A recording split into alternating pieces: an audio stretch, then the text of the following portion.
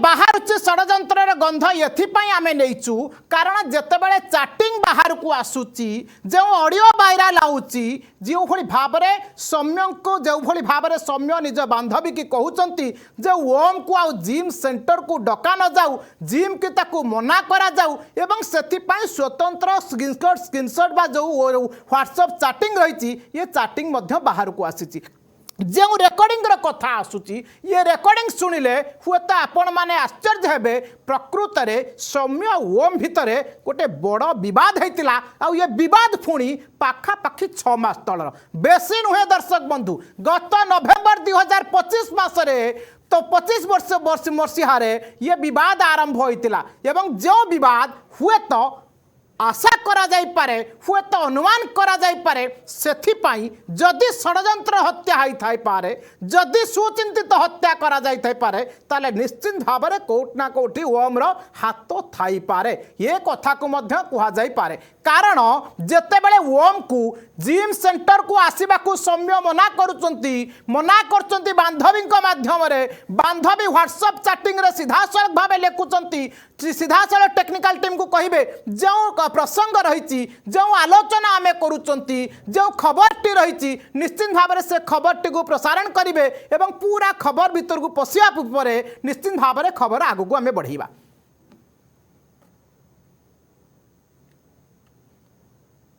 सौम्य हत्या मामला रे नुआ ट्विस्ट तदंतरे बढ़ुची सस्पेंस ओम प्रकाश तो बांधवी कॉल रेकर्डिंग को नहीं नुआ चर्चा व्हाट्सएप चैट और कॉल रेकर्ड रू मिल पारे गुरुत्वपूर्ण सुराग एनएचआरसी टीम 5 दिन ओडिशा गस्त पर दिल्ली विभिन्न साक्ष्य संपृक्तों को होइछि गभीर जरा एडीजीपी दयाल गंगवार को मध्य एनएचआरसी टीम रा पचरा ओम प्रकाश ड्राइवर अन्य साक्षी को तदंतर साबित सीडीआर जांच दाबी परिवार लोकों को आग्रह बढ़ला न्याय अपेक्षा सौम्य परिवार तदंत उपर नजर। दर्शक बंधु ये थिला संपूर्ण खबर जो भली भाव में आज जितेबाला एनएचएस टीम जितेबाला दिल्ली फेरुचंती अनेक गुड़े दस्तावेज नहीं जाउचंती एवं सबुठारु बड़ सुराग दे गले जे एडीजीपी दयाल गंगवार को मध्य जेरा सरीची ये सबुठारु बड़ प्रमाण कहि परिबा बड़ खुलासा कहि परिबा हुए तो सौम्य सांग ओम सहित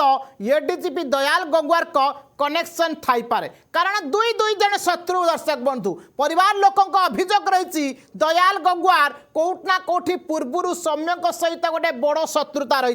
यही टंका लेन देन को नहीं टंका कारबार को नहीं गोटे बड़ खबर निश्चित भाव में सामना को आसीथिला सेथिपाई दर्शक बंधु जेतेबेले परिवार लोके अभियोग करुचंती जे दयाल गंगवार को संपृक्ति पाई दयाल गंगवार को पाई हुए तो ये भली अघटन घटी थाई पारे ये भली बड़ हत्याकांड घटी थाई पारे एवं जो थिपाई बा जो घटना को हुए तो साहाय्य करि थाई पारे सौम्य प्रकाश राउत एवं सॉरी ओम प्रकाश राउत ये ओम को नहीं जो बड़ प्रमाण आसुची बा जो बड़ खुलासा आसुची जो बांधवी को ऑडियो वर्तमान सामना को आसुची गत काली ठारू बांधवी को ऑडियो सहित जो स्क्रीनशॉट वर्तमान बाहर को आसुची व्हाट्सएप चैटिंग जो बाहर को आसुची निश्चित भाव में ये चैटिंग आ कॉल रेकर्डिंग रे अनेक तथ्य वर्तमान बाहर को आसुची हुए तो ये चैटिंग शुणिले आपण जानि परिबे प्रकृत रे होई थाई पारे ये गोटे बड़ षड्यंत्र जो षड्यंत्र रे सौम्य एक प्रकार चक्र व्यूहरे पशि जाई थाई पारंती एवं सेथिपाई तांको कुआडे ये चक्र व्यूहरे फसाई पारि थांती ओम प्रकाश राउत एवं ओम और मिली भगत रे हुए तो सौम्य पई गोटे मरण जनता खोला जाइथिला एवं से जनता रे हुए तो सौम्य प्रकाश स्वाई बा सौम्य रंजन स्वाई से दिन पड़ी जाइथिले सेही मरण जनता रे सीधा सड़क भाव टेक्निकल टीम कहबी जो ऑडियो वर्तमान भाइराल होउची गतकाली ठारू जो चैटिंग रे कथा आसुची से रेकर्डिंग टिके आमे सुनिबा एवं निश्चित भाव में रेकर्डिंग रु स्पष्ट होई परिबा प्रकृत रे केते भयंकर होई पारे सौम्य को सांग ओम।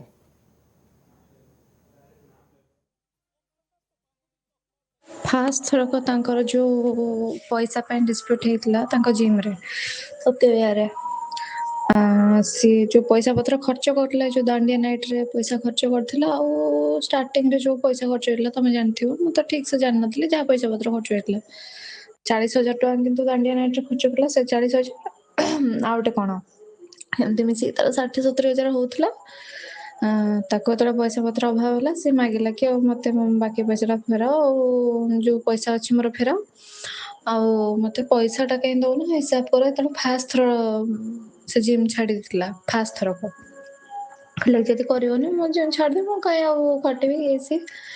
ଏମିତି କରିକି ଛାଡିଥିଲା। ସେତେବେଳେ ଯୋଉ ଡିସ୍ପ୍ୟୁଟ ହେଇଥିଲା ସିଏ ଛାଡିଦବ ବୋଲି କହିଲା, ତ ସିଏ ଓମ୍ କୁ କହିଲା କି ଆଉ ଏଟା ବନ୍ଦ ହେଇଯିବ, ରହିବାନି, ଚାଲ ପଳେଇବା। ସେତେବେଳେ କଣ ତା ନା ସେ ଯୋଉ ପିଲାଟା ଲିପୁନ ବି ବୋଧେ ଛୁଟି ନେଇକି କୁଆଡେ ପଳେଇଥିଲା। ଆଉ ଇଏ ଓମକୁ ନେଇକି ଗାଁକୁ ପଳେଇ ଆସିଲା, କହିଲା କି ଆଉ ଆମର ତ ଆଉ ଗୋଟେ ଜିମ୍ ଅଛି, ଅଡ଼ଶପୁର ଜିମ୍ ରେ ତ ଭଲ ଟ୍ରେନର କେହି ନାହାନ୍ତି, ତୁ ଟ୍ରେନିଂ ଦେ, ଆଉ ଟ୍ରେନିଂ ଦେ। ସେଠି ଯେତିକି ପଇସା ଦିଆ ହଉଥିଲା ସେତିକି ପଇସା ତ ଦେଇପାରିବିନି, ଯେତିକି ଟିକେ କମେଇକି ଯାହା ଦେବି ଆଉ। ଆଉ ସେତେବେଳେ ଓମ ର ବାପାଙ୍କର କଣ ଗୋଟେ ଆକ୍ସିଡେଣ୍ଟ ହେଇଥିଲା ନା ଗୋଟେ କଣ ହେଇଥିଲା ଠିକ ସେ ତ ଜାଣିନି, ଗୋଟେ କଣ ଆକ୍ସିଡେଣ୍ଟ ହେଇଥିଲା, ତାଙ୍କ ଦେହ ଅସୁସ୍ଥ ଥିଲା। ଓମ କହିଲା କି ମୋର ଫାଇନାନ୍ସିଆଲ କ୍ରାଇସିସ୍ ରହୁଛି ଆଉ ମୁଁ ରହିବିନି, ମୁଁ ଏଠି ଟ୍ରେନିଂ ଦେବିନି, ଯୋଉ କଣ ସେ ଯୋଉ ବାଉନ୍ସର ଫାଉନ୍ସର କାମ କରେ ମୁଁ ସେ କାମ କରିବି, ମତେ ପଇସା ଦରକାର ଅଛି, ସେ କହିକି ଛାଡିଦେଲା। ଛାଡିଲା ତ ଛାଡିଲା, କଲ୍ କରିକି ଇଆଡେ ସିଆଡେ ଗପିଲା। ମାନେ ଯେତିକି ମତେ ବୁବୁ କହିଥିଲା ମୋର ଯାହା ମନେ ପଡୁଛି କି ସେ ଗାଁରେ ଆଉ ସେ ସତ୍ୟଭାର ପିଲାଙ୍କୁ ବି ସବୁ କଲ୍ କରିକି କଣ କହିଲା, ଆଉ ଜିମ୍ ବନ୍ଦ ହେଇଯିବ ଏଇଟା ସେଇଟା। ତ ଯୋଉ ପିଲାମାନେ ସବୁ ପଇସା ଦେଇଥିଲେ ସମସ୍ତେ ଜାଣିଥିଲେ ନା ଓନର ହଉଛି ବୁବୁ, ତ ଆକୁ କଲ୍ କରିକି ମାନେ ଆ ସହିତ ଟିକେ ବଚସା କଲେ, ଆଉ କେମିତି ଜିମ୍ ବନ୍ଦ କରିଦବ ଏଇଟା ସେଇଟା, ପଇସା ଦେଇଛୁ, ଫ୍ରଡ କରିଦେଲ, ଇଏ କରିଦେଲ। ତ ଇଏ ସେଠୁ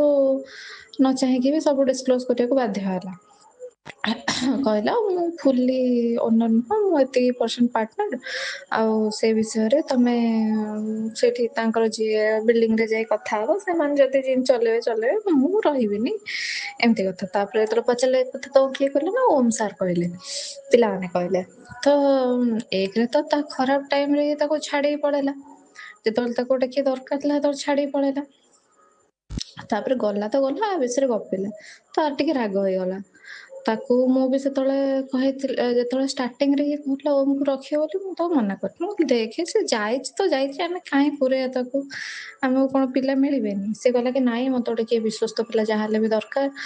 ମତେ ଗୋଟେ କିଏ ଦରକାର ପାଖରେ, ଆଉ ଏମିତି ତୁ କହିଦେଲେ କେମିତି ହବ, ତୁ ଆସିକି ରହିକି କାମ କରୁନୁ ଯଦି ତୁ ଏତେ କହୁଛୁ। ମୁଁ କହିଲି ହଉ ବାବା ତୁ ତ ସବୁବେଳେ ଠିକ ଥାଉ,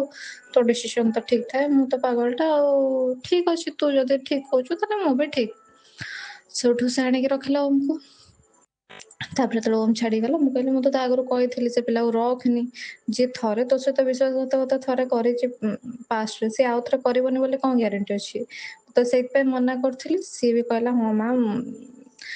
ସେତେବେଳେ ମୋ ସହିତ ଭଲସେ ଥିଲା ତ ଆମ ଭିତରେ ଯେମିତି କଥା, ସେ କହିଲା ହଁ ଲୋ ମା ମୋର ଭୁଲ ହେଇଗଲା, ତମ ଗୋଡ ଧରୁଛି, ଆଉ ଦୟାକରି କଥା ଉଠାଅନି, ହଉ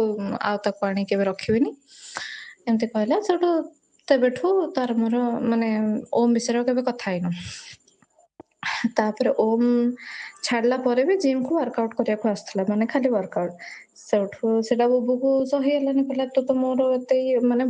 ଓମକୁ ବୁବୁ ଡାଇରେକ୍ଟ କିଛି କହିନି, ମତେ କହିଲା କି ମାମା ଓମକୁ ଟିକେ ମେସେଜ କରିଦଉ ଟିକେ ଇଂଲିଶରେ ଭଲସେ କହିକି କି ଆଉ ସିଏ ଆସିବନି ଜିମ୍ କୁ, ୱାର୍କ ଆଉଟ କରିବାକୁ ବି ଆସିବନି, ଏଇଟା କରିବାକୁ ଆସିବନି, ଆଉ ସେ ତ ଗଲା ଆଉ ପୁଣି ମୋ ଜିମ୍ ରେ କାହିଁ ୱାର୍କ ଆଉଟ କରିବ, ସେ ଯାଉ ତାର ଯୋଉଠି ୱାର୍କ ଆଉଟ କରିବା କଥା କରୁ। ତ ଲାଷ୍ଟ ଟାଇମ ମୁଁ ଓମକୁ ମେସେଜ କରିଥିଲି